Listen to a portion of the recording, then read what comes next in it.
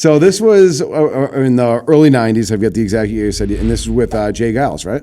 Peter Wolf. Peter Wolf. It was after Peter left Jay Giles' band. So Okay. I was his musical director. So that was after Peter Wolf left Jay Giles. Right. All right. And I was with Peter from probably 92-ish to early 99. Yeah.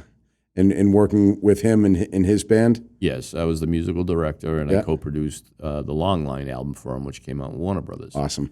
And it wasn't a commercial success, meaning retail, but it was a critical success and got great reviews, and it got reviewed in Rolling Stone magazine, 4-star review. And, my name has been connected with that record since. And, I got a credit on it as a guitarist and as a producer. Yeah, your name's connected with a lot. It's pretty cool.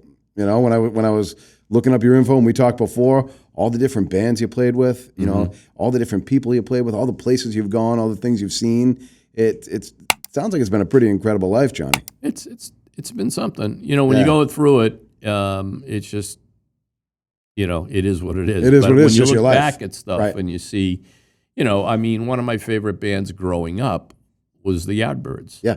I'm a big fan of Jeff Beck. Yeah. And the Yardbirds during the Jeff Beck period was my favorite, period for them. And it was the Beatles and the Yardbirds that were my favorite bands. And 50 years later, to be the lead guitar player and sit in Jeff Beck's seat and be the guitarist for the Yardbirds for and that's you, right? 3-4 years was unreal. Pretty cool. What was that, up until like 2015, 16, was it? I started with them in 2015. Okay, you started with them. Yeah, and I did about 4 tours with them, and I think I left at the end of 2018. Yeah. Why'd you leave? You just kind of run its course type of thing? Well, it was just some internal stuff that I wasn't digging, and my idea, when I joined that band, it had kind of turned into this band that was at a very stagnant place before the lineup that I was part of came in. And the guys that I came in with, we all had this desire to bring the Yardbirds into the present instead of just standing in the shadows of these other guys and playing these same old songs that have been playing for 40 years. Right. And I had the opportunity. We decided we were going to do a new album. Yeah. So I spearheaded this Pledge Music campaign to raise funds, a crowdfunding thing. Yeah. And I had raised, we had a beautiful studio. Aerosmith actually was going to let us use this studio. Jack Douglas, who produced John Lennon, Aerosmith, Cheap Trick, all kinds of people was going to produce the album. We got the studio for free, but I raised $60,000 crowdfunded to pay for engineers, pay for musicians, pay for the reproduction, pay for all this other stuff, and to pay for the producer. And at the last minute, the powers that be pulled the plug. They didn't want to do it. They said they want. I had to refund all the money back to everybody.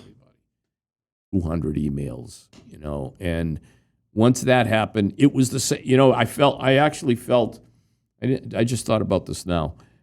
When I told you about the guy that said he who makes the gold makes, who has the gold makes the rules, and I put that in the back of my head, and I said, well, this is never going to go anywhere. Right. So once they pulled the plug on that, it was the best shot we had. We were funded. We had the greatest producers. We had the greatest studio. That was the chance to do it. Once that slipped away, I said, I don't want to end up being in a Yardbirds tribute band. Yeah, I've been here before. Yeah, I don't want to do this. Yeah. So I just kind of, at that point, I hung in for about another year, but my heart wasn't in doing it. I played 100%. I'm a pro, so on stage I'm 100%. Of course. But as far as like trying to push the ball forward with that organization, right? I just said, this is stupid. It's not going to go anywhere. And I actually put my own solo career on the back burner to try to advance that. Right, for that. I had things hooked. I had friends in the business that were managing Hollywood Vampires and Johnny Depp, and they were going to put us on tour with the Hollywood Vampires because he was a friend of mine. Yeah. And once that happened, I just said, nah, it's going to fall apart. It's going to be challenging being in a band, right? Because you've got probably any time ever, right? Because you've got, whether you got 4, 5, 6 people, how many people you're playing with, 3 in some cases, all creative people that are, all seeing things in a different way. Is that a challenge? Well, sometimes, a lot of times there's an engine. Yeah. And then there's... Sounds like you've been the engine in a lot of cases, well, right? Yeah, I do have an assertive personality. Yeah. And I do write songs. So Yep. I've always usually been the leader in my bands. Yeah. But Sounded like that. if I'm a sideman, I know my place as a sideman. If Sure. they ask my opinion, I'll give my opinion, but I don't really assert it Yep. all the time. It's not really the place of a sideman. A sideman is there to support the artist, the marquee artist, and whether it be Peter Wolf, Bobby Whitlock, the Yardbirds guys, or stuff like that. And is that the way it goes in all bands for the most part? I think so. Usually there's a couple people that will blossom out as the creative forces of the band, Yep. that have the charisma, that know how to talk to the press, but you got to have worker bees too. Right. Everybody can't be a chief because nothing ever gets done. Nope. So Nope. Everybody does have to know their role, and that's in any organization. Yeah, in any business or any band, we're talking about bands right now, the dynamic, if you have people that realize who the chiefs are and realize their value and you realize what your value is as a support, cast, that's the most successful guys. Yeah, makes sense. Well, you look at bands that have gone, played for a long time, and they must have a good harmony in that way where everybody isn't trying to be the boss. Yeah. Like even some of the bands you think about it, right? Like that have been playing for a long time now that, I'm not talking like the Rolling Stones playing for like 50 years, but like look at like Pearl Jam, right? They've been playing together almost 35 years. You know what I mean? And it seems like those guys, because I love Pearl Jam. I've loved them since they first came out. And it seems like they've got a good harmony, right? And you look at other bands like that, as long as everyone stays alive, and it always seems like that's the case. What type of music, right? Aside from old stuff, right, and your own stuff, what other type of music are you into?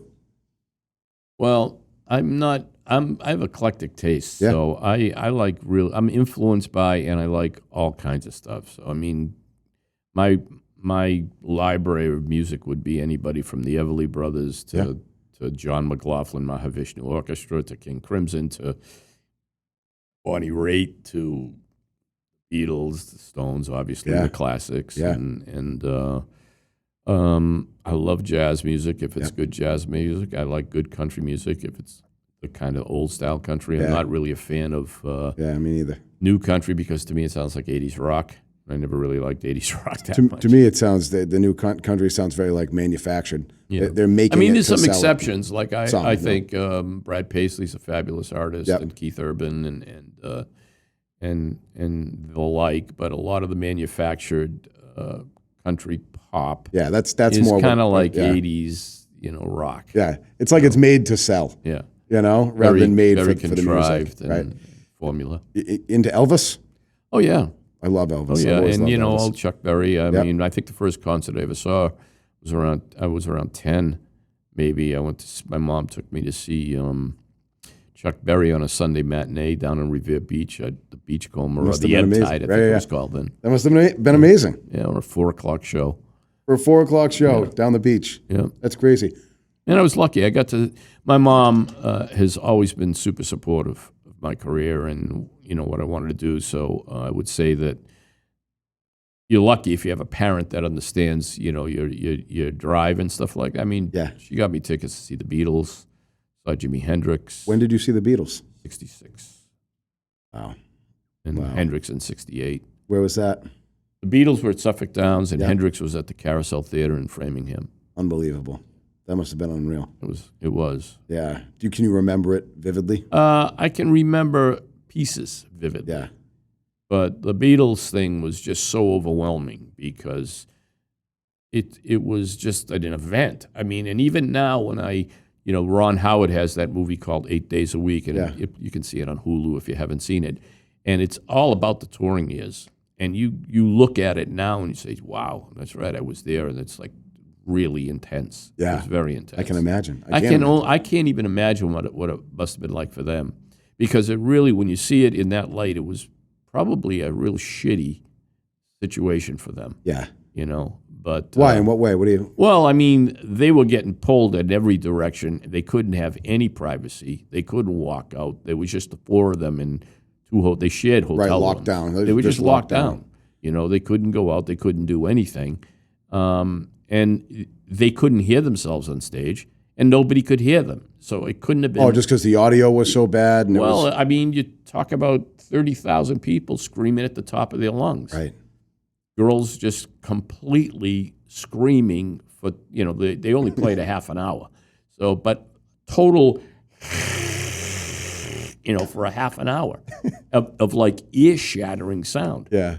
And just everyone freaking out, going crazy. Even if the quality of the audio was like it was today, I'm not even sure you could hear them over today's sound Right, so it would still be system. so loud. And they were just playing through like, the Fenway Park, sound system on second base. Yeah, that doesn't, you can barely hear it anyway. Right, exactly. Wow, that's amazing. So, and Hendrix was out in Framingham? Hendrix was in Framingham, yeah. And how old were you then? That was August 68, so I was 15. Wow. Did that just blow your mind? Oh, yeah. Were you like, all right, that's what I need to do? Well, it was something. It was an experience. It was an experience.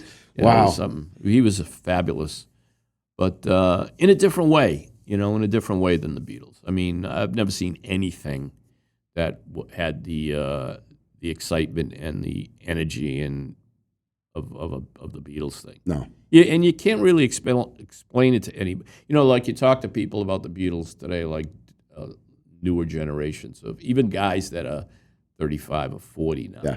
And you talk about the Beatles, and there's just no way you can describe those times unless you live through them. Yeah, I can't imagine. I'm 43, and I've listened to the Beatles since I was a kid. I love the Beatles, but I didn't experience it, so it's not something you can even understand. There was just so much happening. Like every week, it seemed like the events and the music, and you'd go in and you'd record stores. And they were pumping out an album like every 8 months. Oh, I know, yeah. Which is mind-blowing too. And then 4 singles, too. Right. Because they were only together for, what, 10 years? Well, recording, but they were together since 57. So 13. Yeah. Right? But they but started look at all that recording in music. 62. So really 8 years. They were done Yeah. by 70, right? Right. And it was an album and 4 singles a year. That's unbelievable. That's Yeah, gotta because it's in got to be just going nonstop. In Britain, albums were 14 songs, not like in the United States, 11 or 12. That's why there's, for every 2 albums in Britain, there were 3 in the United States because they would compile pieces to make. Oh, just make the album smaller. Yeah. Makes sense. So So they had more songs on every album. in Britain. Right. So, like, for example, when you listen to the American version of the album Revolver, Yeah. it's nothing like the British version. I had no idea about that. Yeah, if you look at the song list on Revolver, like in Britain, you had Anya Bird Can Sing on that record, you had Dr. Robert, you had Nowhere Man. They were all those weren't on the American version because they had a record called Yesterday and Today, which was never released in Britain because it was basically 2 of the UK albums to make a 3rd American album. I never knew that. Yeah, That's how they did super it. interesting. Yeah. Wow. So how would they do the touring around that though? Because wouldn't they typically be touring around albums? They usually just used to come around every year. They only keep did playing. 3. They only did 3 tours of the United States. That's it ever? That was it. After '66, they just didn't want to do it anymore. Yeah, I can't blame them. I mean, the thing about the fame Beatles must have been that- overwhelming. You know what I mean? the thing about the Beatles that people don't understand is that they weren't like this band that just came out of nowhere. Before they got signed and had a record deal, they were doing about 300 shows a year. In England? In England, in Hamburg, and just driving up and down the M1 in a van, and they were just like any other band, Yeah. but they were working all the time. They weren't this band. Like if you go on Wikipedia on the Beatles and you look up Beatles tour, Yeah. they list all the dates they did from like 60 on, and I mean they were close to 300 shows a year.